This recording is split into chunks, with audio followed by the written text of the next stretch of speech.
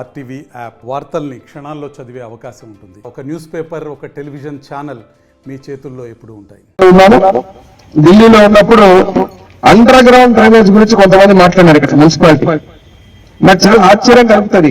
ఎందుకంటే మీరు గురించి కింద నీతి నేను ఎప్పుడు చెప్తాను, ఎంత కింద ముందో మీకు అర్థం కాదు ఏం జరిగింది. నేను మళ్ళా పాత్రికేయ మిత్రులకు ఎన్నో కూడా చెప్పాల్సిన బాధ్యత. ఎందుకంటే నేను చూసిన తర్వాత నాకు అనిపించింది వీళ్ళు మారరు, ఇంకా కూడా కొంచెం బుద్ధి రాకపోతే ఏం జరిగింది, ఎక్కడికి ఎంత నష్టపరిచారనేది కూడా అర్థం కాదు. ఇది జీవో నెంబర్ ఎంఎస్ నెంబర్ 66.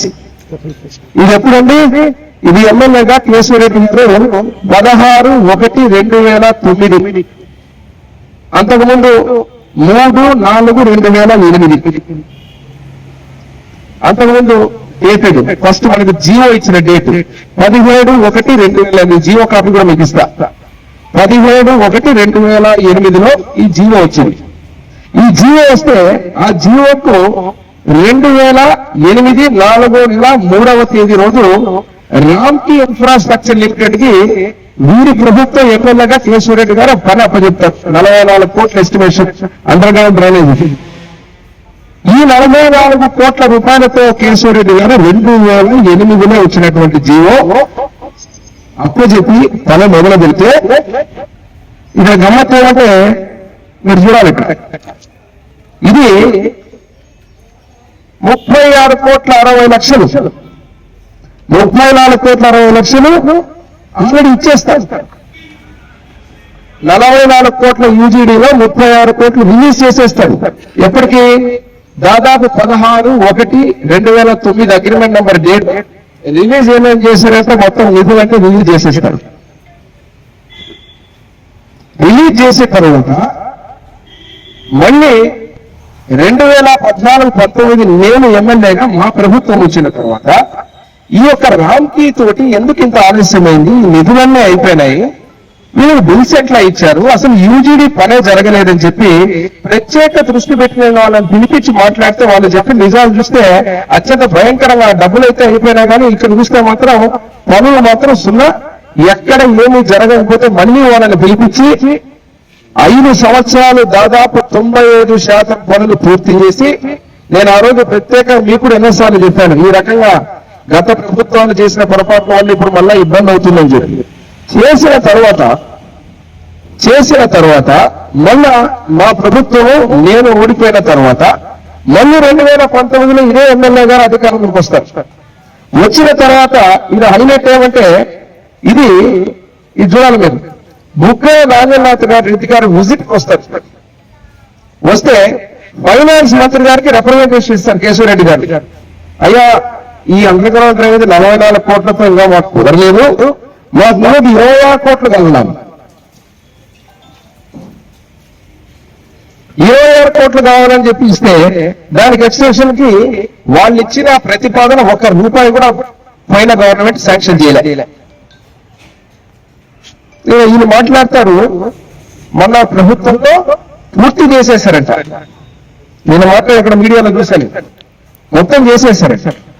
మరి మొత్తం చేసేసింటే మరి ముందు ఎమ్మెల్యే గారే 26 కోట్లు కావాలని చెప్పి ప్రతిపాదన 2 స్కీములు కలిపి ఎందుకు పెట్టారు? మరి 44 కోట్ల రూపాయలతోటి ఆ రోజు అగ్రిమెంట్ డేట్ ఒక టైం పెట్టి చేశారు. ఆ టైం లోపల 36 కోట్లు ఎట్లా రిలీజ్ చేసేసుకున్నారు? కానీ ఈరోజు ఒక విషయం తెలిసింది నాకు, ఏంటంటే ఒక పక్క పుట్టారేణుక గారు ఇన్ఛార్జ్ ఉన్నారు వైసీపీలో, ఇక్కడ చూస్తేనే మాజీ ఎమ్మెల్యే కేశవరెడ్డి గారు ఉన్నారు. వాళ్ళ ఆంతర్యం ఏమంటే ఇప్పుడు చెప్పడం, మీరు ఎంక్వైరీ కమిషన్ వేయాలంటున్నారు. దీని మీద మాజీ ఎమ్మెల్యే మీద ఎంక్వైరీ కమిషన్ వేయాలని వాళ్ళ పార్టీ నుంచి ఇండైరెక్ట్ గా మాట్లాడేటట్టుగా ఉంది. అంటే మిగతా వాళ్ళు మాట్లాడట్లేదు. ఏదంటే మీరు అవినీతిని బయట పెట్టాలా, ఈ ప్రభుత్వం మీరు పట్టించుకోవడం లేదు. కాబట్టి డెఫినెట్ గా ఈ రిపోర్ట్ చూస్తే నేను పబ్లిక్ హెల్త్ నుంచి తెప్పిస్తే, నేను మళ్ళా తెప్పించిన దాంట్లో వాడు 26 కోట్లకి ఇస్తే ఇంకా 13 కోట్ల రూపాయలు కావాలా యూజీడీ కంప్లీట్ చేయడానికి అని చెప్పి ఇది గవర్నమెంట్ రిపోర్ట్. అది ఎక్కడికి పోయినాయి డబ్బులు? కాబట్టి ఇప్పుడు మీరు అన్నట్టుగానే మీ కోరిక మేరకు ఇప్పుడు నేనేం ఆలోచిస్తున్నా అంటే డెఫినెట్ గా దీంట్లో ఏం జరిగిందో ఎంక్వైరీ కమిషన్ వేపిస్తాం. ఎంక్వైరీ కమిషన్ వేపించడమే కాకుండా దీనికి నిధులు ఏ రకంగా మీరు సర్వనాశనం చేశారు, సర్వనాశనం చేసినటువంటి మీరు దయ్యాలు వేదాలు వర్ణించినట్టు ఈరోజు పాపం ఒక ఆయన నాకు చెప్తున్నాడు మేలుకోవాలంట ప్రజాప్రతినిధి. ఏం మేలుకోవాలి? ఏది మేలుకోవాలి? గతంలో చేసిన పనిని ఇన్నేళ్లు 2008లో ఇన్స్టిట్యూట్ చేసి 2-3-4 ఏళ్లలో పూర్తి చేయాల్సిన ప్రాజెక్టుని ఇన్నేళ్ళైనా చేయకుండా చేసినటువంటి గుంతలుగా తవ్వి నాశనం చేస్తే దాన్ని పూర్తి చేయడానికి మేము 14 ప్రయత్నం చేస్తే మళ్ళా ఆ టైంలో కూడా పూర్తి కాక మీరు చేసిన పాపానికి, మీరు చేసిన అవినీతికి, మీరు చేసినటువంటి తప్పిదాలకు 26 కోట్లు మళ్ళీ ఎక్స్ట్రా కావాలని అడిగితే 36 కోట్లు అయిపోయిన తర్వాత ఈ రోజు వరకు ఏమీ చేయకుండా చెందకుండా మళ్ళీ ఈ రోజు వచ్చి మీరు వచ్చారు, మీరు పూర్తి చేయండి. మేము పూర్తి చేయడం ఖాయం. ఎందుకంటే ఖచ్చితంగా పూర్తి చేయాల్సిన బాధ్యత ప్రభుత్వ పరంగా ఈ రోజు ఎమ్మెల్యేలో మేము అధికారం ఉన్నాం కాబట్టి గతంలో మీరు చేసిన పాపాన్ని ప్రక్షాళన చేస్తూ పూర్తి చేయాలి. ఇది ఊరికే కాదు, ఇప్పుడు నిధులతో కూడుకున్నది. ఆ రోజు మీరు పూర్తి చేసి ఉంటే ఎక్కడికి 44తో అయిపోయింది. మరి ఈ రోజు ఈ రకంగా పరిస్థితి తీసుకొచ్చారు. కొందరు మాట్లాడుతూ నేను ఆ ప్రెస్ లో చూశాను, మీరు ఎంక్వైరీ కమిషన్ వేయాలా, దీని మీద చర్చ చేయాలా, మీరు ఎందుకు పట్టించుకోవడం లేదంటే తప్పకుండా మీ సూచన మేరకు డెఫినెట్ గా ఎంక్వైరీ కమిషన్ వేపిస్తాం. ఎంక్వైరీ కమిషన్ వేయడమే కాకుండా దీంట్లో ఎంత నిధులు దుర్వినియోగం అయిన తర్వాత ఎంత నిధులు కావాలో ఇప్పుడు మాకు లెక్క వచ్చింది. ఈ లెక్కను కూడా ఎట్లా చేయాలి, మీరు చేసిన ఈ పాపాన్ని ఎమ్మెల్యేలో ఎట్లా కడిగి మళ్ళీ శుద్ధి చేయాలి. చిత్తశుద్ధి మీకు కాదు, మాకు చిత్తశుద్ధి.